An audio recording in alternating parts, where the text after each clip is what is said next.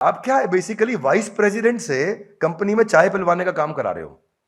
उसको बोलते हैं not understanding criticality capability matrix.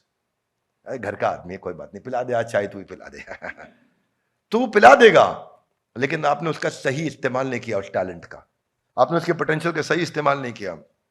तो ये जो बायस है, ये जो फेवरेटिज्म है, ये जो लॉन्ग टर्म फोकस को मिस कर देना, ये जो अनएथिकल होना, ये जो ग्रीडी होना, ये जो सही चीज के साथ नहीं खड़ा हो पाना, ये कि माय वे और हाईवे, या तो मेरे रास्ते या हाईवे से निकल जा, ये जो मेंटालिटी है, एक शॉर्ट कमिंग को, अपनी गलती को एक्सेप्ट ना कर पाना, और एक कॉम्पिटेंट आदमी को वैल्यू ना करना, ये सब किस में रिजल्ट देता है? दो चीजों में रिजल्ट देता है। एक है weakness plus wickedness is game over. सुनिए मेरी बात, वीकनेस प्लस विकेडनेस इज, एक तो धृतराष्ट्र वीक आदमी, डिसीजन नहीं लेते, और दूसरा विकेड यानी धूर्त आदमी, चीट आदमी, चीटिंग करने वाले। जिधर वीकनेस भी है और विकेडनेस भी है, गेम ओवर।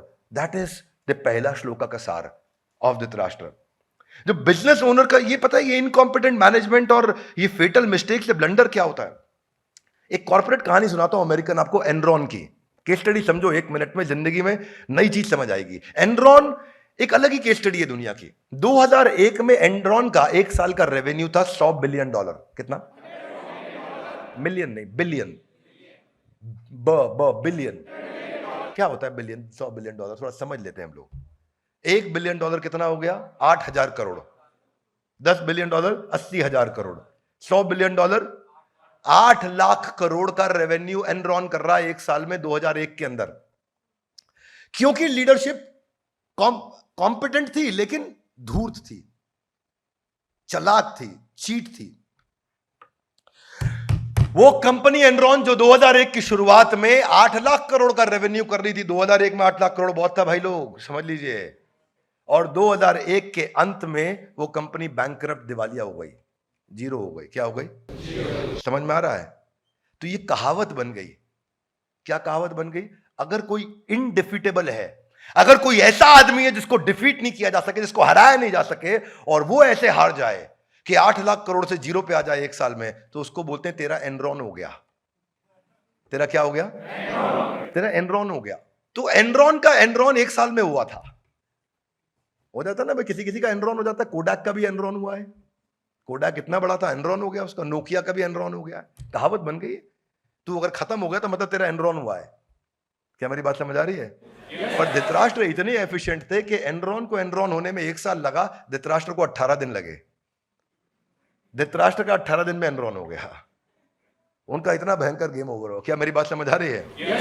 ये अनएथिकल प्रैक्टिस और लैक ऑफ इंटेग्रिटी आज इतनी बड़ी ऑर्गेनाइजेशन खत्म हो सकती है।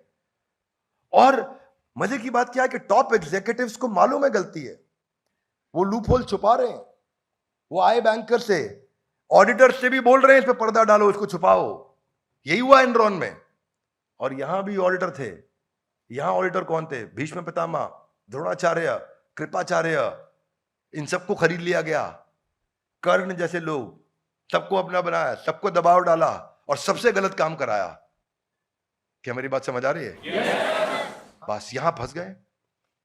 तो उधर भगवत गीता अर्जुन भी सुन रहे हैं। भगवत गीता का एंड होते होते अर्जुन का हृदय परिवर्तित हो गया। संजय एक्साइटेड पे एक्साइटेड हो रहे, मुहुर मुहुर मुहुर मुहुर, ओह मजा आ गया गीता सुन के। संजय के आखिरी के श्लोक सुन लो, आपकी बुद्धि चकरा जाए भाई। गीता सुनने के बाद कोई इतना एक्साइटेड हो रहा है जैसे छोटा बच्चा वीडियो गेम देखते या कार्टून टॉम एंड जेरी देख के एक्साइटेड होता है। क्या मेरी बात समझ आ रही है? ऐसा संजय एक्साइटेड हुए भगवत गीता सुन के, उनका दिल बदल गया, अर्जुन का दिल बदल गया। पर धृतराष्ट्र का क्या था? मेरा ईगो, मेरा डिजायर, मेरा अटैचमेंट, मेरा दुर्योधन आधा गिलाई। क्यों? अपने ऐसे ही होता है। तो एक चीज धृतराष्ट्र से क्या सीखते हैं कि सीखनी है हमारे को कि हमें धृतराष्ट्र जैसा नहीं बनना।